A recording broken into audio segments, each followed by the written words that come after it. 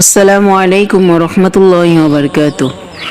বরাবরের মতো আমি তোমাদের কাছে আরেকটি শিক্ষণীয় ঘটনা নিয়ে উপস্থিত হচ্ছি। আজকের ঘটনাটির নাম হচ্ছে আশারামের আলোটিকে কখনোই নিভে দেওয়া উচিত নয়। একটি রুমের ভিতরে 4টি মোমবাতি জ্বলছিল।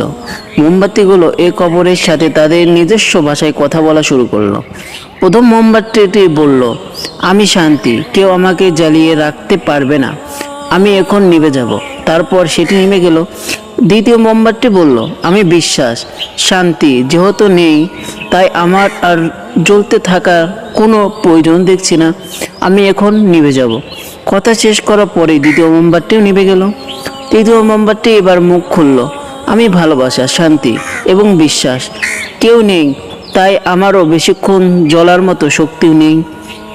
মানুষেরা আমাকে গুরুত্ব না দিয়ে এক পাশে সরিয়ে রাখে। শুধু তাই না, ওরা প্রিয় মানুষগুলোকেও পর্যন্ত ভুলে যায়। কথা শেষ করে তৃতীয় মোমবাতিও নিভে গেল। কিছুক্ষণ পর রুমের মধ্যে একটি বাচ্চা প্রবেশ করলো। 3টা নিভে যাওয়ার মোমবাতির পাশে টিমে জ্বলতে থাকা চতুর্থ মোমবাতিটি দেখে বাচ্চাটি প্রশ্ন ছুড়ে দিল, তোমরা জ্বলছো না কেন? তোমাদের পুরোপুরি শেষ না হওয়া পর্যন্ত জ্বলা উচিত ছিল। তারপর বাচ্চাটি কাঁদতে শুরু করলো।